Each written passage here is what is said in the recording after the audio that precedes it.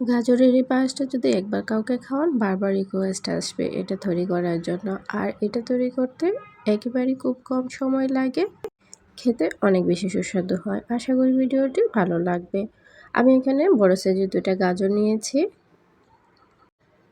এবং নিয়েছি পোলাওয়ের চাল। আমি এখানে 1 মুঠ পরিমাণ পোলাওয়ের চাল 2 ঘন্টার জন্য ভিজিয়ে রেখেছিলাম। এখন চালগুলো ভালো করে ব্লেন্ড করে নিয়েছি এবং গাজরগুলো একটি গ্রেটারের সাহায্যে গ্রেট করে নিয়েছি।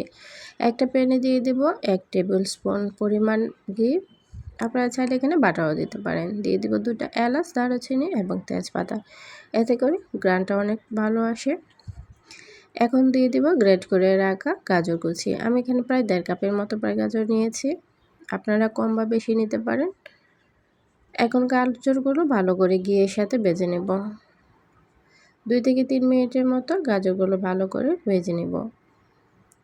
যখন গাজরগুলো একটু নরম হয়ে আসবে এবং একটু পানি ছেড়ে দেবে, এই পর্যায়ে দিয়ে দিব হাফ কেজি পরিমাণ গরুর দুধ। দুধটা আগে থেকে জাল করা ছিল।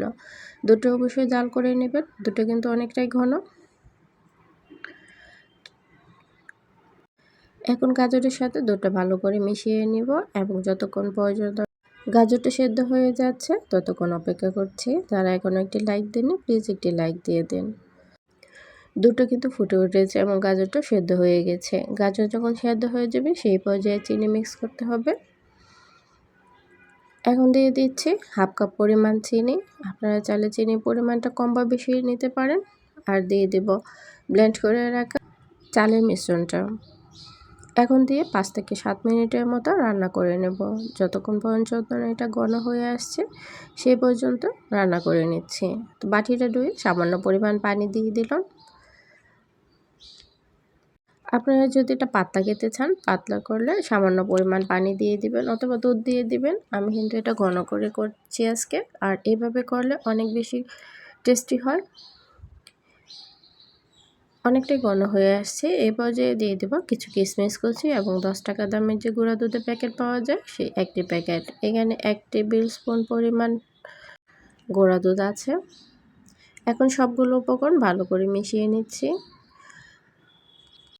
গাজরের পায়েসটা কিন্তু হয়ে গিয়েছে। এখন নামিয়ে নিচ্ছি। নামানোর পর দেখবেন যে অনেকটাই ঘন হয়ে আসছে ঠান্ডা হওয়ার সাথে সাথে। তো চুলা থেকে নামিয়ে নেব। তো পায়েস রেসিপিটা কেমন হয়েছে অবশ্যই কমেন্ট করে জানাবেন। তো ঠান্ডা হওয়ার পর পায়েসটা দেখুন কতটুকু ঘন হয়েছে। এখন একটি বাটিতে নিয়ে নিব এবং উপরে কিছু বাদাম কুচি দিয়ে দেব। আপনারা যে কোনো ধরনের বাদাম কুচি এখানে দিতে পারেন। তো ভিডিওটি লাইক, শেয়ার এবং কমেন্ট করতে ভুলবেন না। সবাইকে অসংখ্য ধন্যবাদ। আল্লাহ হাফেজ।